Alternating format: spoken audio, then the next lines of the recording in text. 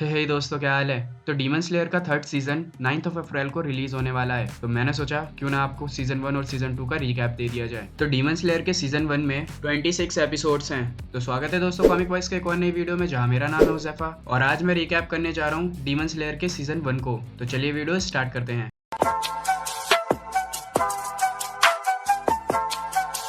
तो demon slayer की story start करने से पहले मैं डीमन स्लेयर के बारे में थोड़ा कुछ बता देता हूँ। इस एनीमे में डीमंस पाए जाते हैं जो कि इंसानों को मारकर उनका खून पीकर जिंदा रहते हैं, और डीमन स्लेयर डीमन को हंट करते हैं और लोगों को उनसे बचाते हैं। डीमन स्लेयर डीमंस को मारने के लिए एक स्पेशल स्टील से बने तलवार का इस्तेमाल करते हैं, और वो डीमन को उनके गर्दन पर मारकर ही खत्म कर सकते हैं, क्योंकि गर्दन उनका वीक पॉइंट होता है। डीमंस इंसानों का रात में शिकार करने के लिए निकलते हैं, क्योंकि दिन में वो सूरज की रोशनी से जल जाते हैं वेम्पायर्स की तरह। और वैसे तो सारे डीमंस बुरे होते हैं, पर कुछ डीमंस ऐसे होते हैं जो कि बहुत ही इथिकल वे में ह्यूमन ब्लड कंज्यूम करके जिंदा रहते हैं। तो बस इतना ही, अब स्टोरी स्टार्ट करते हैं। तो स्टोरी के स्टार्ट में तांजीरो नाम का एक बंदा होता है जो कि अपनी फैमिली के साथ रह रहा होता है। उसकी फैमिली कोयला बनाने और बेचने का काम करती है, और उसकी फैमिली में उसके पापा नहीं होते हैं। तो एक दिन तांजीरो कोयला बेचने गया होता है और उसे घर लौटने में काफी देर हो जाती है। घर जाते हुए रास्ते में तांजीरो को उसके पहचान का एक बंदा मिलता है जो कि उसे रात के टाइम पे घर जाने के लिए मना करता है, क्योंकि रात में डीमंस घूमते हैं इंसानों का शिकार करने के लिए। तांजीरो इसके बात पे यकीन नहीं करता, पर वो बंदा फिर भी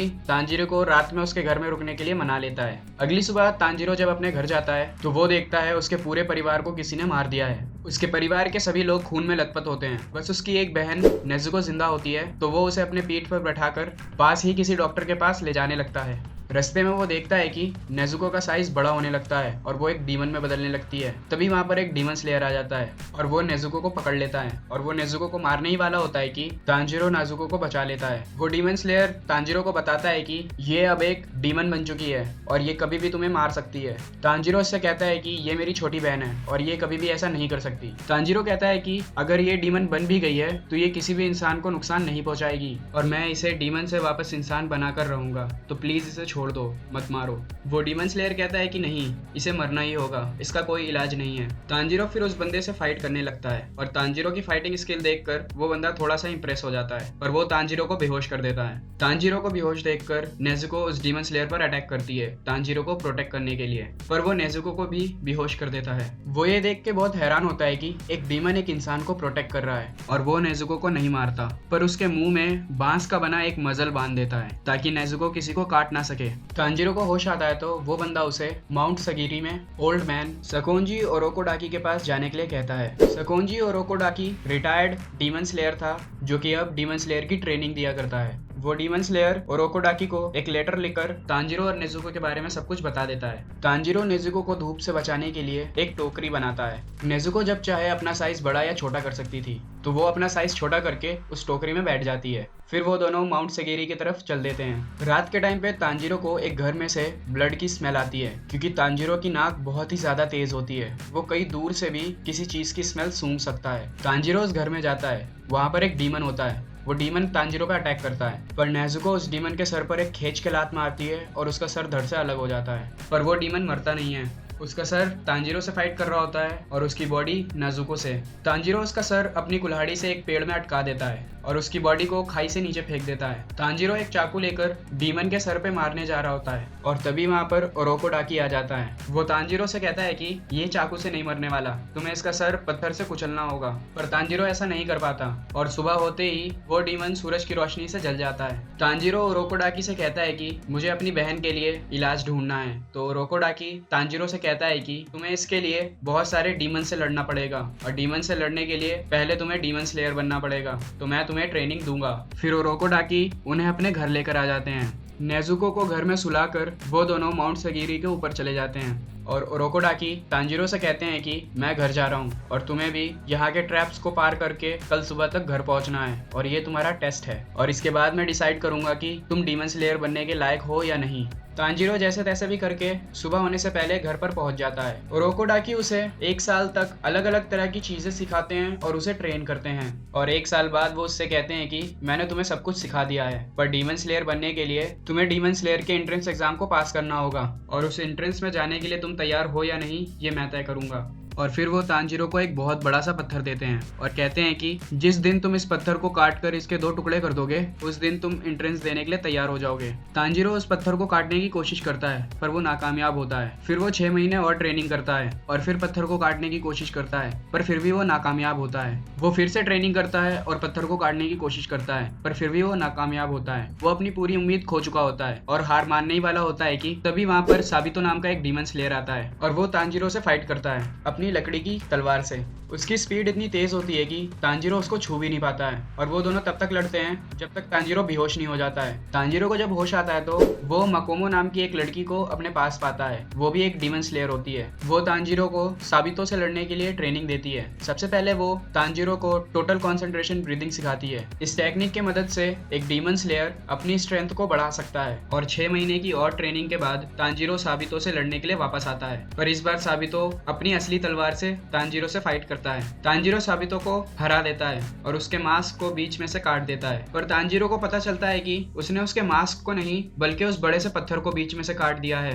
असल में साबितो और मकोमो ओरोकोडाकी के ही स्टूडेंट थे और वो डीमन स्लेयर के एंट्रेंस एग्जाम में मारे जा चुके थे। पर पता नहीं कैसे वो तांजीरो को दिख रहे थे और उसे ट्रेन कर रहे थे। फिर तांजीरो ओरोकोडाकी के घर चला जाता है। इस पूरे टाइम में करीब 2 साल तक नेजुको लगातार सोती रहती है और ओरोकोडाकी उसे बताते हैं कि जैसे डीमन इंसानों को खून पीकर अपने आप को हील करते हैं वैसे ही नेजुको सोकर अपने आप को हील कर रही है और नेजुको को जिंदा रहने के लिए खून पीने या खाना खाने की जरूरत नहीं है। वो सोकर अपनी बॉडी को रिकवर कर लेती है। ओरोकोडाकी तांजीरो को एक मास्क देते हैं और फिर वो डीमन स्लेयर के एंट्रेंस एग्जाम में चला जाता है। वहाँ पर बहुत सारे बंदे थे और उन्हें एक जंगल में छोड़ दिया जाता है। उस एंट्रेंस एग्जाम को पास करने के लिए उन्हें उस जंगल में 7 दिन तक सरवाइव करना था और वो जंगल इतना घना था कि वहाँ पे सूरज की रोशनी भी नहीं आती थी और उस जंगल में बहुत सारे डीमंस हैं जो कि डीमन स्लेयर वालों ने ही उन्हें पकड़कर वहाँ रख रखा है। तांजीरो को वहाँ एक डीमन मिलता है जो कि बहुत बड़ा होता है और वो पिछले 47 सालों से इसी जंगल में पड़ा था। उस डीमन को ओरोकोडाकी ने ही पकड़ा था और वो ओरोकोडाकी से बदला लेने के लिए ओरोकोडाकी के सभी स्टूडेंट्स को एंट्रेंस एग्जाम में ही मार देता था और साबितो और मकोमो को भी इसी डीमन ने मारा था। तांजीरो ये सुनने के बाद बहुत ज्यादा गुस्से में आ जाता है और उस डीमन से बहुत देर तक फाइट करने के बाद वो उस डीमन को मार देता है। अब बाकी के 7 दिन तांजीरो अलग अलग डीमन से फाइट करता है और उनसे पूछता है कि एक डीमन को इंसान वापस कैसे बना सकते हैं, पर उनमें से कोई भी तांजीरो को कुछ नहीं बताता। अब 7 दिन पूरे हो जाते हैं और तांजीरो एंट्रेंस पास कर लेता है और उसके साथ 3 बंदे और होते हैं, वो भी एंट्रेंस पास कर लेते हैं। उन सभी को एक एक क्रो दिया जाता है। वो क्रो उन्हें मिशन के बारे में उन्हें इन्फॉर्मेशन देगा। उन्हें बताया जाता है कि उनका यूनिफॉर्म और स्वॉर्ड 15 दिनों में उनके घर पहुंचा दिया जाएगा। तांजीरो फिर घर चला आता है और वो देखता है कि नेजुको भी नींद से जाग गई है और कुछ दिनों में तांजीरो का स्वॉर्ड और उसका यूनिफॉर्म भी आ जाता है। उसके बाद ओरोकोडाकी तांजीरो को बताते हैं कि अभी तक सिर्फ एक ही बंदा ऐसा है जो कि डीमन से इंसान बन पाया है और उसका नाम मुजान किबुत्सुजी है और वही सिर्फ इसका इलाज जानता है। तो तांजीरो नाजुको को लेकर किबुत्सुजी को ढूंढने निकल जाता है। ओरोकोडाकी तांजीरो को नाजुको को कैरी करने के लिए एक मजबूत बॉक्स देते हैं। अब तांजीरो को उसका पहला मिशन मिल जाता है और तांजीरो अपने मिशन वाले टाउन में पहुंच जाता है। वहाँ एक डीमन था जो कि लड़कियों को गायब करके उन्हें खाता था। वहाँ उसे एक लड़का मिलता है और उसकी फियोंसे को भी पिछली रात उसी डीमन ने गायब कर दिया था। तांजीरो उसकी मदद से उस लोकेशन पे पहुंच जाता है जहाँ पे वो लड़की गायब हुई थी। उस रात वो डीमन एक और लड़की को किडनैप कर लेता है, पर तांजीरो अपनी स्मेलिंग एबिलिटी से उस डीमन को ढूंढ लेता है और उस लड़की को छुड़ा लेता है। वो डीमन एक स्वॉर्म डीमन होता है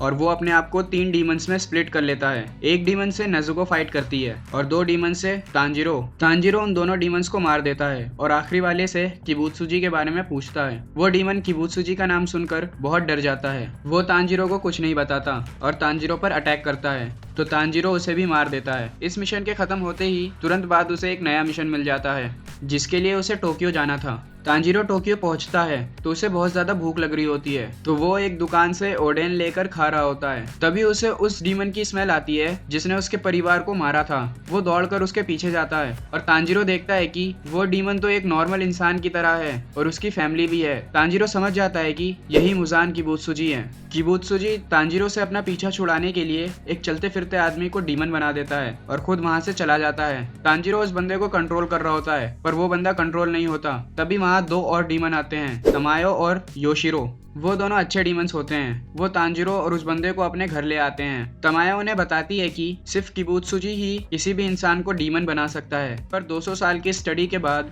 तमायो भी एक इंसान को डीमन बनाना जान गई है और उसी ने योशिरो को डीमन बनाया है, और अगर वो ऐसा नहीं करती तो योशिरो मर जाता।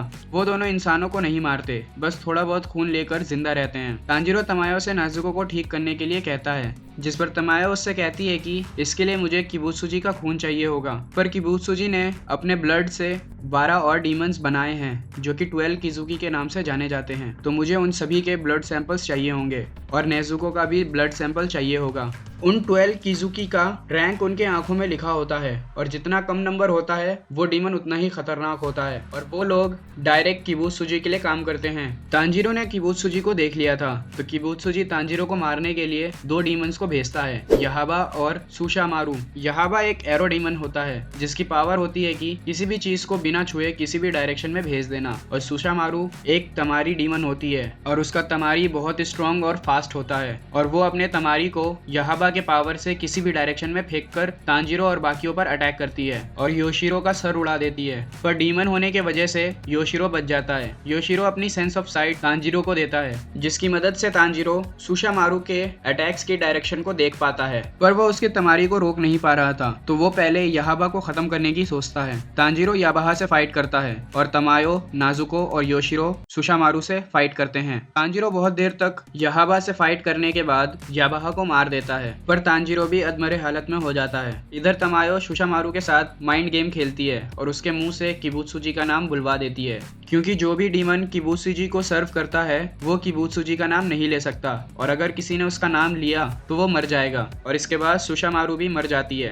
तमायो उस जगह को छोड़कर कहीं और चली जाती है, क्योंकि उसका ठिकाना किबुत्सुजी को पता चल गया था और किबुत्सुजी तमायो को भी बहुत दिनों से ढूंढ रहा था। अब इसके बाद तांजिरो वहां से अपने नए मिशन के लिए चला जाता है। रास्ते में उसे जेनित्सु मिलता है। जेनित्सु भी तांजिरो के साथ ही डीमन स्लेयर का एंट्रेंस क्लियर किया था। जेनित्सु बहुत डरपोक होता है, पर वो बहुत ज्यादा स्ट्रॉन्ग भी होता है। उसके पास बहुत दूर से किसी आवाज को सुनने की एबिलिटी होती है, पर उसे अपने पावर और स्ट्रॉन्गनेस का पता नहीं होता। वो जब भी किसी मुसीबत में होता है वो सो जाता है और नींद में ही अपने पावर्स का इस्तेमाल करता है। तांजिरो जेनित्सु को भी अपने साथ मिशन पर ले जाता है। रास्ते में उन्हें 2 बच्चे दिखाई देते हैं जो कि बहुत डरे हुए होते हैं। वो कहते हैं कि एक डीमन उनके बड़े भाई को घर में लेकर गया है और नाजुको को छोड़कर बाकी सभी घर में उसके बड़े भाई को बचाने के लिए चले जाते हैं। उस घर में 3 डीमंस थे जो कि उन बच्चों के बड़े भाई का खून पीने के लिए आपस में लड़ रहे होते हैं, क्योंकि उस लड़के की ब्लड क्वालिटी इतनी हाई होती है कि सिर्फ उस लड़के का खून पीना 100 इंसानों के खून पीने के बराबर है। तांजिरो और जेनित्सु अचानक ही एक बच्चे के साथ अलग हो जाते हैं।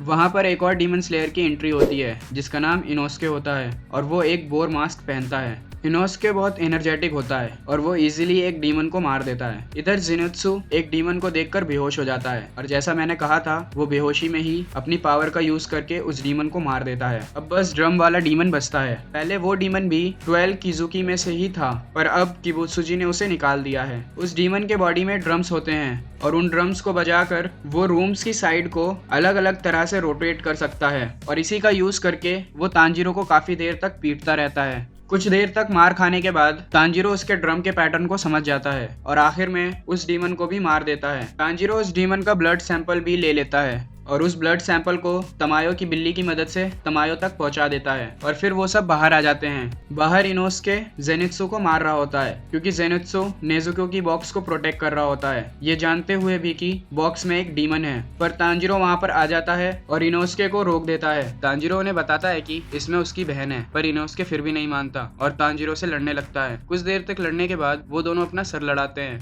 और इनोस्के बेहोश हो जाता है। होश में आने के बाद इनोस्के बॉक्स के बारे में भूल जाता है और सिर्फ तांजिरो से लड़ने के लिए करता रहता है। उसके बाद उनको एक नया मिशन मिलता है और वो उसके लिए निकल जाते हैं। रास्ते में उनका क्रो उन्हें वेस्टीरिया हाउस में रेस्ट करने के लिए कहता है। असल में वेस्टीरिया हाउस को सालों पहले डीमन स्लेयर ने डीमन से बचाया था, तो इस वजह से वेस्टीरिया हाउस डीमन स्लेयर को अच्छी तरह ट्रीट करते हैं। तो वो तीनों रात में वेस्टीरिया हाउस में रुक जाते हैं। वहाँ खाना पीना और उन्हें मेडिकल ट्रीटमेंट भी दिया जाता है। रात के टाइम नेजुको बॉक्स से निकल जाती है और जेनित्सु उसे देखकर उसके पीछे पड़ जाता है। सुबह वो लोग अपने मिशन के लिए निकल जाते हैं और वो शाम तक एक जंगल के पास पहुंचते हैं। उन्हें जंगल में से एक स्ट्रॉन्ग डीमन की प्रेजेंस महसूस होती है, तो इनोस्के और तांजिरो जंगल में चले जाते हैं, पर जेनित्सु डर कर वहीं बैठा रह जाता है। तांजिरो और इनोस्के जंगल में बहुत से डीमन स्लेयर्स की बॉडी देखते हैं। कुछ मरे हुए होते हैं, कुछ घायल होते हैं। उनमें से एक डीमन स्लेयर जो कि किसी तरह से बचा हुआ था, तांजिरो और इनोस्के को मिलता है। तांजिरो उसे अपना नाम और अपनी रैंक मिज़ोनोतो बताता है। ये सुनकर वो कहता है कि मिज़ोनोतो रैंक, मुझे तो लगा था कि वो हाशिरा को भेजेंगे और यहाँ पर कितने भी मिज़ोनोतो रैंक वाले आ जाएं, वो यहाँ पे कुछ भी नहीं कर पाएंगे। डीमन स्लेयर में बंदों की काबिलियत के हिसाब से उन्हें रैंक दी जाती है और सबसे कम रैंक मिज़ोनोतो होता है और सबसे ऊपर हाशिरा होते हैं।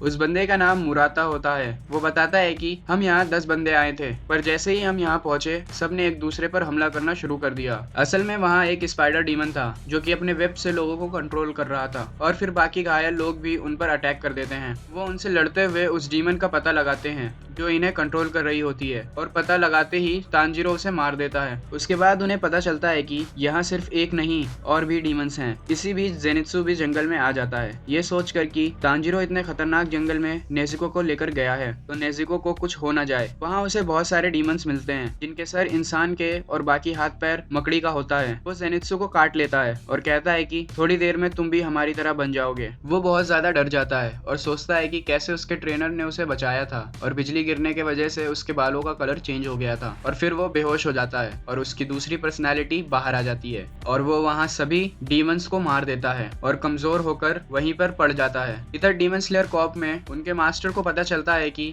12 किजुकी में से एक डीमन उस जंगल में है, तो वो 2 हाशिरा तामियोका और शिनोबू को उस जंगल में भेजते हैं। तामियोका वही डीमन स्लेयर है जिसने शुरुआत में तांजिरो को ओरोकोडाकी के पास भेजा था। इधर तांजिरो और इनोस्को को एक और डीमन मिलता है जो कि बहुत पावरफुल था और उनकी ब्लेड भी उस डीमन को काट नहीं पा रही थी। वो डीमन तांजिरो को बहुत दूर फेंक देता है और इनोस्के की ब्लेड तोड़कर उसकी बुरी हालत कर देता है और उसे मारने ही वाला होता है कि तभी वहाँ तामियोका आ जाता है और एक ही अटैक में उस डीमन को मार देता है। और इधर शिनोबू भी जेनित्सु में से जहर निकाल देती है। तांजिरो एक ऐसी जगह जाकर गिरता है जहां एक डीमन अपनी बहन को सजा दे रहा होता है। वो 12 किजुकी में लोअर 5 का डीमन होता है और उसका वेब ब्लेड से भी ज्यादा स्ट्रॉन्ग और शार्प होता है। वो अपने वेब से तांजिरो का ब्लेड तोड़ देता है और उसे अपने वेब से मारने ही वाला होता है कि तभी बीच में नेज़ुको आ जाती है। वो डीमन कहता है कि मुझे भी एक ऐसी बहन चाहिए जो कि अपने फैमिली के लिए खुद को भी कुर्बान कर दे, और ऐसा कहकर वो नेज़ुको को अपने वेब में पकड़ लेता है और तांजिरो को अपने वेब से बहुत ज्यादा घायल कर देता है। तांजिरो उससे बहुत देर तक लड़ता है पर आखिर में वो डीमन अपने ब्लड डीमन आर्ट का यूज करके तांजिरो को मारने ही वाला होता है। तभी तांजिरो को उसके पापा का हिनोकामी कागुरा डांस याद आता है जो कि उसके पापा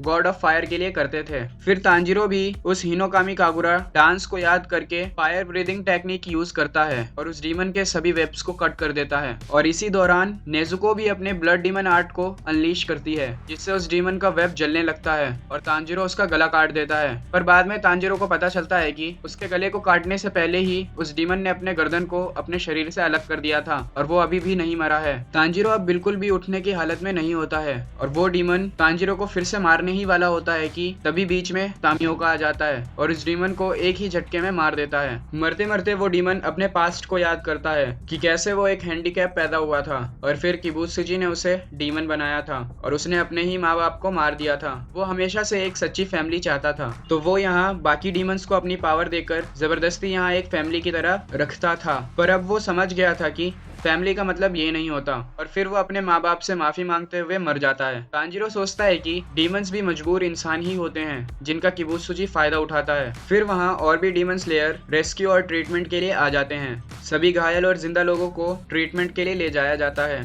शिनोबू नेज़ुको को मारना चाहती थी क्योंकि नेज़ुको एक डीमन है, पर तामियोका उसे ऐसा करने से रोकता है और नेज़ुको को प्रोटेक्ट करता है। शिनोबू और तामियोका फाइट करने लगते हैं। तभी हेडक्वार्टर से मास्टर का ऑर्डर आता है कि तांजिरो और नेज़ुको को कस्टडी में लेकर हेडक्वार्टर लाया जाए। तांजिरो को बांधकर हेडक्वार्टर में सभी हाशिरास के सामने रखा जाता है। सभी हाशिरास की अलग अलग स्टाइल होती है, जैसे flame Hashira, wind Hashira, stone Hashira, mist Hashira, water Hashira, love Hashira, insect Hashira, sound Hashira और सरपेंट यानी स्नेक हाशिरा। उनमें से ज्यादातर हाशिरा नेज़ुको को मारने की ही बात करते हैं। तभी वहाँ मास्टर ओयोकाता आते हैं और उनसे कहते हैं कि नेज़ुको और तांजिरो को छोड़ देना चाहिए। नेज़ुको एक डीमन होने के बाद भी उसने पिछले 2 सालों में किसी को कोई भी नुकसान नहीं पहुंचाया है है। और ओरोकोडाकी ने भी मुझे इस बात की तसल्ली दी है कि नेजुको से किसी को कोई खतरा नहीं है, जिस पर कुछ हाशिरा इस बात पर सहमत नहीं होते। ओयोकाता उन्हें बताते हैं कि यहाँ पर तांजीरो ही एक ऐसा बंदा है जिसने कि किबुत्सुजी को देखा है, और नेजुको में भी कुछ ऐसा खास है जो कि उसे बाकी डीमन से अलग बनाता है। विंड हाशिरा सानेमी कहता है कि डीमन हमेशा डीमन ही रहते हैं, और वो अपना हाथ काट कर नेजुको का टेस्ट लेता है। वो उसे अपना खून पीने के लिए कहता है, पर नेजुको ऐसा नहीं करती और तांजीरो को नेजुको को अपने पास रखने की इजाजत मिल जाती है। शिनोबू तांजीरो को अपने घर इलाज के लिए ले जाती है। वहाँ जेनित्सु और इनोस्के भी होते हैं। वहाँ उनकी अच्छी तरीके से ट्रीटमेंट की जाती है और रिकवरी ट्रेनिंग भी दी जाती है। शिनोबू की बहनें कनाए और कनाओ भी उनकी ट्रेनिंग में उनकी मदद करती हैं। कनाओ असल में शिनोबू की अडॉप्टेड बहन होती है और वो तांजीरो की ही रैंक की होती है, पर उनसे काफी फास्ट और स्ट्रॉन्ग होती है क्योंकि उसे एक हाशिरा ने ट्रेनिंग दिया था। तांजीरो और पावरफुल होने के लिए फुल फोकस ब्रीदिंग सीखता है। कुछ दिनों बाद तांजीरो और इनोस्के को उनका नया स्वॉर्ड मिल जाता है। अगले दिन फ्लेम हाशिरा रेनगोकू एक नए मिशन पे जा रहा होता है। शिनोबू पूछती है कि तुम कहाँ जा रहे हो, तो वो बताता है कि एक अपर रैंक किजुकी की खबर मिली है, तो मैं वहीं जा रहा हूँ। इधर तांजीरो, इनोस्के और जेनित्सु की भी ट्रेनिंग पूरी हो जाती है और वो बिल्कुल ठीक हो जाते हैं और एक नए मिशन के लिए बिल्कुल तैयार होते हैं। तांजीरो शिनोबू से कागुरो डांस और फायर ब्रीदिंग के बारे में पूछता है, जिस पर शिनोबू कहती है कि मुझे इस बारे में कुछ नहीं पता, पर क्योंकि ये फ्लेम ब्रीदिंग से मिलता जुलता लग रहा है तो शायद रेनगोकू को इस बारे में पता होगा। इसके बाद शिनोबू मास्टर ओयाकाता से तांजीरो को भी रेनगोकू के साथ उसके मिशन पर भेजने के लिए परमिशन मांगती है, तो ओयाकाता उसे परमिशन दे देते हैं और फिर तांजीरो, इनोस्के और जेनित्सु अपने अगले मिशन के लिए निकल जाते हैं। उन्हें मुगेन नाम के ट्रेन पर जाना था जिस पर रेनगोकू पहले ही चला गया था। आगे किबुत्सुजी लोअर किजुकी के साथ मीटिंग रखता है और वो वहाँ एक औरत के भेष में आता है। वो उनके इतने कमजोर होने की वजह से उन्हें खत्म करना चाहता है और सिर्फ अपर किजुकी को ही रखना चाहता है, और ऐसा कहकर वो सभी डीमंस को मार देता है सिर्फ एक को छोड़कर, और उस डीमन को अपना खून देता है और उसे एक अपर रैंक किजुकी बना देता है और उससे कहता है कि तुम्हें एक हाशिरा को मारना होगा, और अगर तुमने हानाफुडा ईयर रिंग वाले लड़के यानी तांजीरो को भी मार दिया तो मैं तुम्हें अपना और खून दूंगा। इधर तांजीरो, जेनित्सु और इनोस्के ट्रेन में चढ़ जाते हैं और यहीं पे हमारा सीजन 1 खत्म होता है। तो अगले सीजन को हम अगले वाली वीडियो में देखेंगे। तो आज के लिए बस इतना ही। अगर वीडियो अच्छी लगी हो तो लाइक कर देना, चैनल को सब्सक्राइब कर देना। मिलते हैं अगली वाली वीडियो में, तब तक के लिए गुड बाय।